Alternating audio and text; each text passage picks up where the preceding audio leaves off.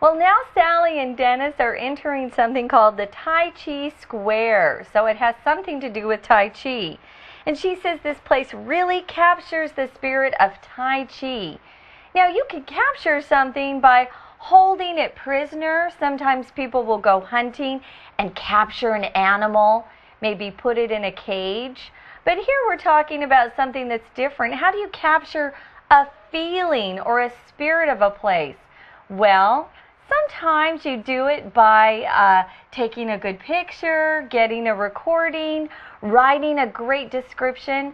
Well, this place really captures the spirit of Tai Chi. When you walk in, you really just feel Tai Chi everywhere. And this place captures the spirit of Tai Chi with all these works of art.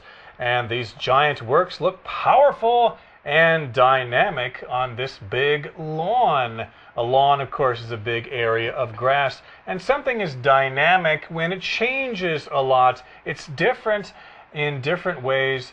And, of course, you can get different feelings from the thing by looking at it from different directions and things like that. Now, Sally notices a giant sculpture. It's huge. She says it's amazing.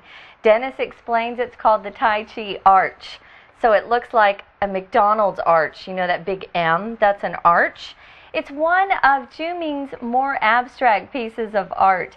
If art is described as being abstract, it means it doesn't really look like a real person or a real thing. It just stands for something. It symbolizes something.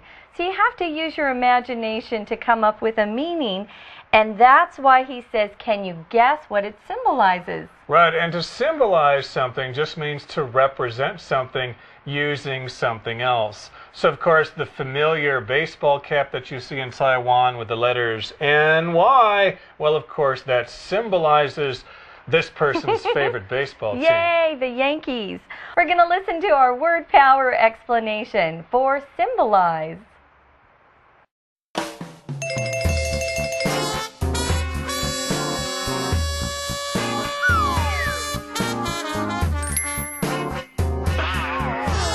Word Power. Hi everyone, and welcome once again to Word Power. Today's word is symbolize. Today, Dennis asked Sally if she could guess what the Tai Chi arch symbolizes. Symbolize is a verb that means to stand for or represent something.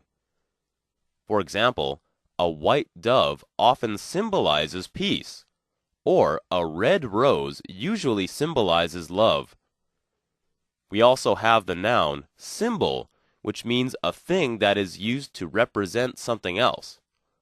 For instance, the national flag is a symbol of the country, or the award is a symbol of the athlete's achievements.